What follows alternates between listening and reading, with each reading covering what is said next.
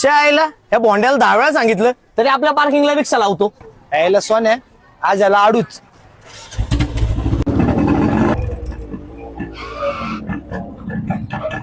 ए बोंडे, तू जरा येडा आहे का रे डोक्यात? तुला 10 वेळा सांगितलं ती पार्किंग आमची आहे. तुला कळत नाही का एकदा सांगितलेलं? मी तिथंच लावणार.